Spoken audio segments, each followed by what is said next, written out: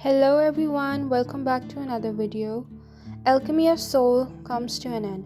What an epic ending it was. There were too many sad endings in K-dramas of 2022. Finally, we got to see a beautiful and satisfying happy ending. I'm sure we all were so pissed off when Jinmu came back to life, but he eventually got the taste of death because of his evil mind. Thank God there was no tragic death and everybody got their happy ending. Now let's talk about all the mysteries solved one by one.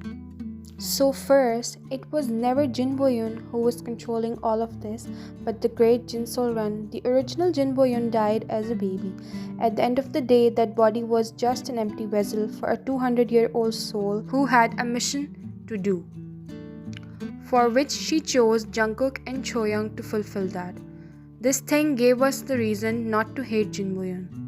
As we all knew it all along that Crown Prince had a good heart, he must be against Jinmu. He proved himself by siding with Jungkook. It was so cute to watch him fanboying over Jungkook.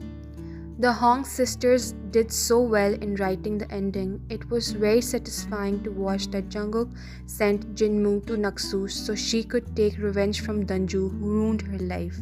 It was so painful to watch Jungkook realizing the truth that it's not Jin Boyun but Naksu, and they both decided to feign ignorance about that. Jungkook slayed all the soul shifters except for his beloved.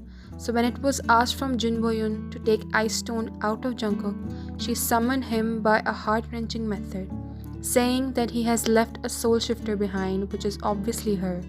She will not take his Ice Stone out until he watches the soul shifter wither away. They finally meet in Dangyanguk under the special tree.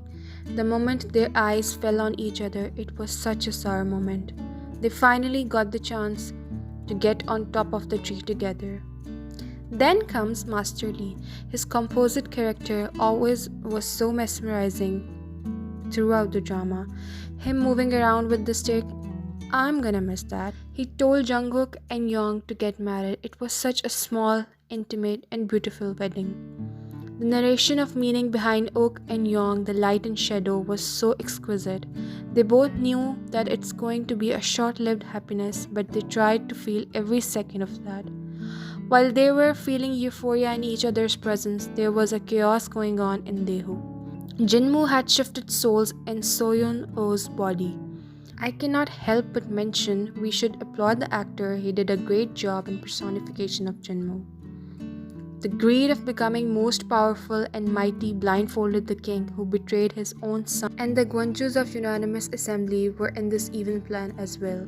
To be honest, it was disappointing but not surprising. They all wanted the Ice Stone powers. They wanted to activate Firebird Relic for no good. They attacked Jin Yoon, hurt Lady Jin, stole the Firebird, and continued their evil plan. Poor Lady Jin, with the help of Kim Doju, tried to prevent Jin Yoon from collapsing, and Park Jin tried to save Kim Doju, but he couldn't. He had to seal the door of Jin Yoon as already many relics left the place. Park Jin protected the Firebird till the last drop of energy left in his body. Jinmu stabbed him, left Park Jin to burn in fire, and again took the Firebird with him along with other mages. On the other side of the world, Naksu said the aching goodbye to Jungkook, and her last words were, I love you. Them holding their hands with their jades, the unlucky lovers.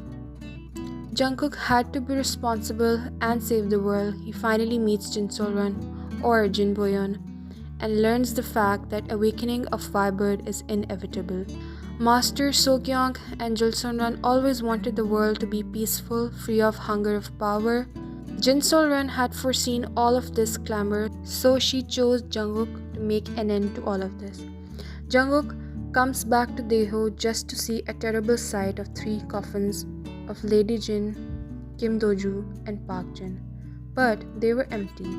Jungkook immediately realized that they must not be dead if their bodies were not found. Now, Jin Sol-run has complete control over the body with her divine powers.